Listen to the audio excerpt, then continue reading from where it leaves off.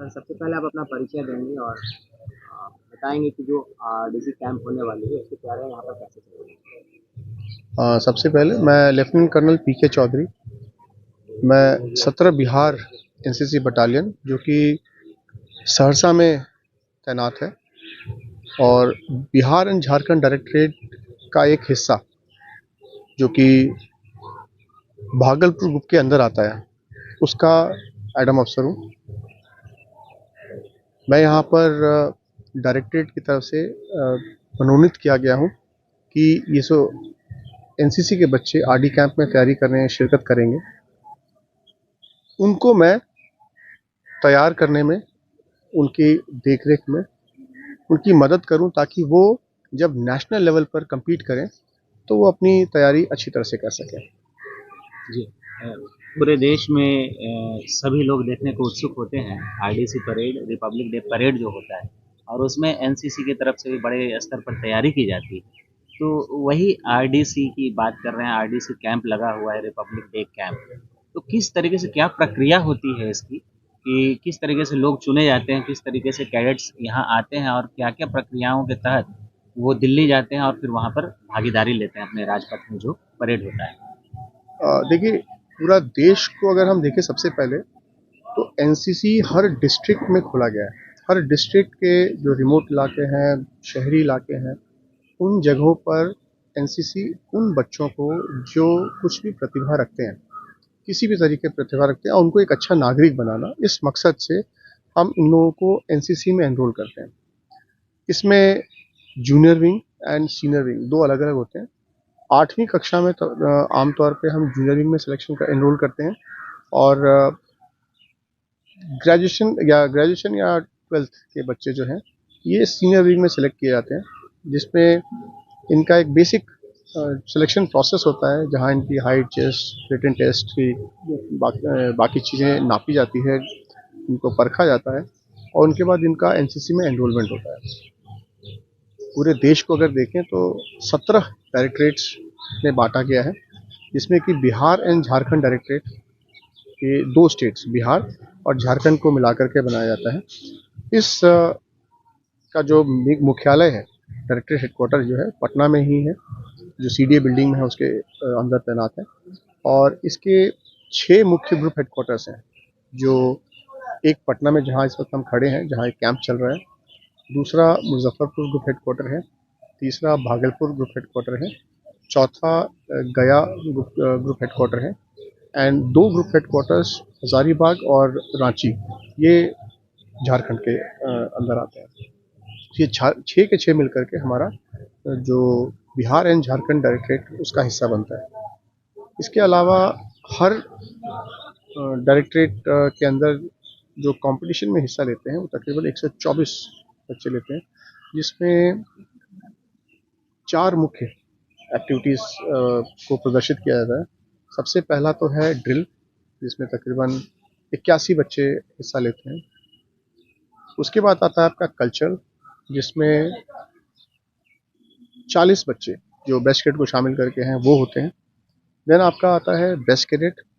Best cadet में हर group से, हर event से आपके 9 बच्चे सिलेक्ट किए जाते हैं, जिसमें junior wing army, senior wing army, girls and boys अलग अलग करके, तो ऐसे करके ये 9 लोगों का डिसीजन होता है। एंड एक फ्लैग एरिया होता है जहाँ पर अगेन कुछ बच्चे अपने संस्कृति को, अपनी कला को प्रदर्शित करते हैं चित्रकारिता के मॉडल बना करके उस तरीके से।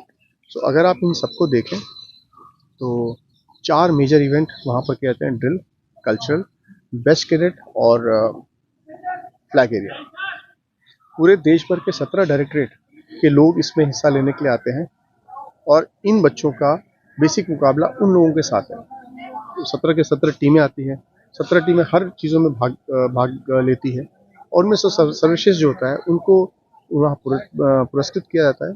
और इसके अलावा अगर आप पॉइंट श्रृंखला, हर एक का पॉइंट्स जो होता है उसके बेसिस पे आपका डायरेक्टरेट की पोजीशन तय की जाती है।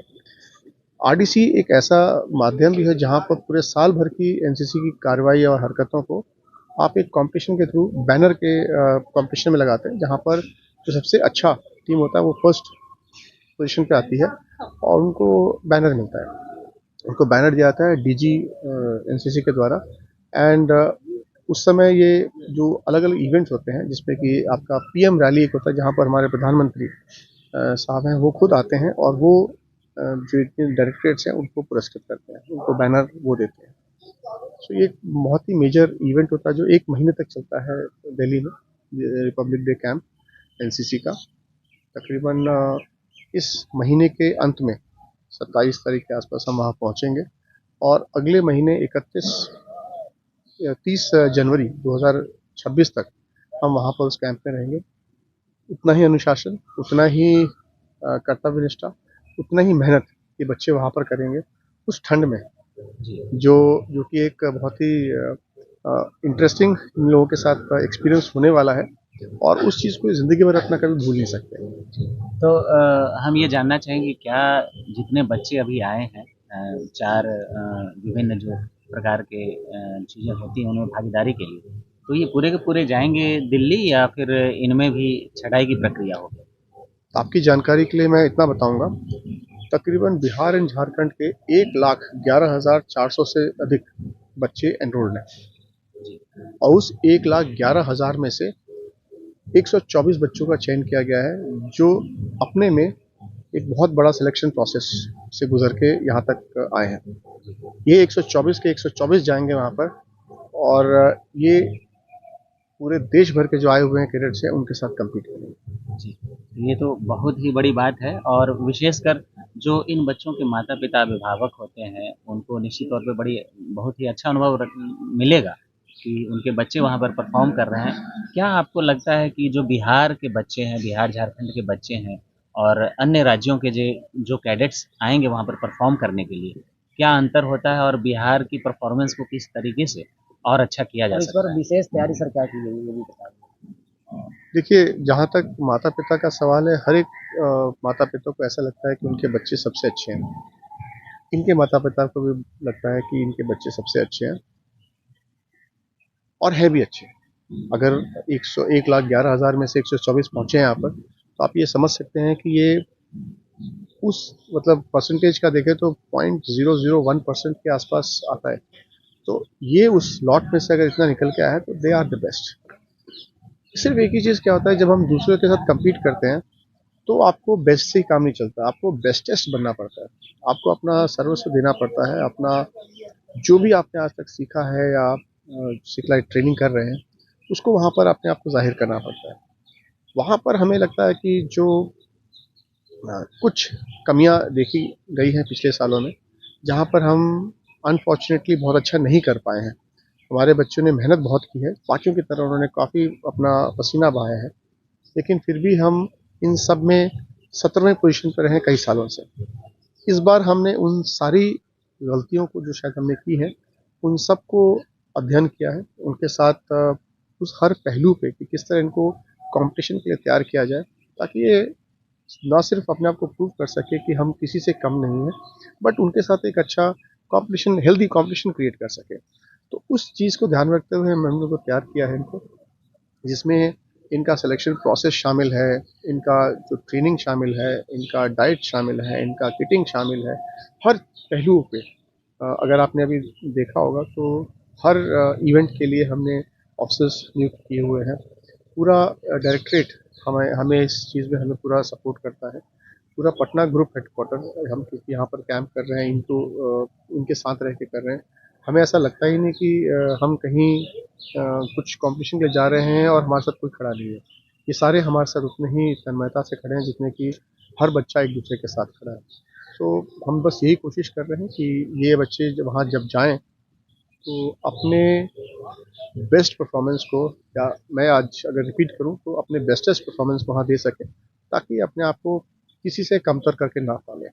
जी, हम सभी बिहार वासियों की भी ये कामना होगी कि बिहार झारखंड से ताकि यहाँ की जो नई पौध है वो और भी अच्छे तरीके से एनसीसी की तरफ आकर्षित हो और भाग लें इन कॉम्पिटिशन्स में। आप जो बच्चे छोटे-छोटे बच्चे हैं जो एनसीसी में जाना चाहते हैं, उनके लिए कुछ खास क्या संदेश देना चाहेंगे? मेरा उन सबके लिए एक ही संदेश है कि बच्चे आप लोग सभी सर्वश्रेष्ठ हैं, आप किसी से कम नहीं हैं। बस ये है कि हमें जब आप नेशनल लेवल पे देखते हैं तो हमें वहाँ पर सिर्फ ये प्रूव करने की शायद थोड़ी सी हमारी एफर्ट कम लग गई है कि हम अपने आप को प्रूव नहीं कर पाए कि हम सबसे अच्छे हैं। सो हम ये सोच के चलें कि हमें अगर अपने आप को प्रूव करना है तो हमें अपने नॉर्मल से ज़्यादा मेहनत करनी पड़ेगी, पहला। और दूसरा, मैं यहाँ पर उन सभी अभिभावकों से भी कहना चाहूँगा जो उनके पेरेंट्स हैं, उनके टीचर्स हैं, उनके स्टाफ हैं, कि इन बच्चों को न केवल कॉम्पिटिशन के लिए बट एक बहुत ही अच्छा इंसान बनने के लिए शुरू से प्रेरित करें। वो एक अच्छा इंसान कभी भी किसी भी परिस्थिति में अपने आप को कमतर नहीं मानता, अपना कॉन्फिडेंस नहीं खोता, वो कभी भी अपने आप को किसी भी चीज़ के लिए अधूरा तैयार नहीं करता, हर चीज़ के लिए, हर इवेंट के लिए अपने आप को पूरी तरह तैयार करके लेके जाता है। सो मैं ज़रूर उन परिवार के भी बच्चों से, परिवार के सदस्यों से भी कहूँगा कि अपने बच्चों के साथ खड़े रहें, उनका सपोर्ट बने, क्योंकि कुछ हैं जो बहुत अच्छे इकोनॉमिकली परिवार से नहीं आ पाते हैं, शायद फाइनेंशियली थोड़े से सोशली में अपराइट नहीं है, बट उन लोगों से यही कहूँगा कि सरकार जो है आपके बच्चों के साथ खड़ी है। सिर्फ आपका सपोर्ट और आपका जो मोटिवेशन है वो बच्चों को इतना ही ऊंचाई दे सकता है। तो अपने बच्चों के साथ दीजिए, उनके साथ खड़े रहिए, कुछ ना कुछ तो करेंगे। बहुत बहुत धन्यवाद।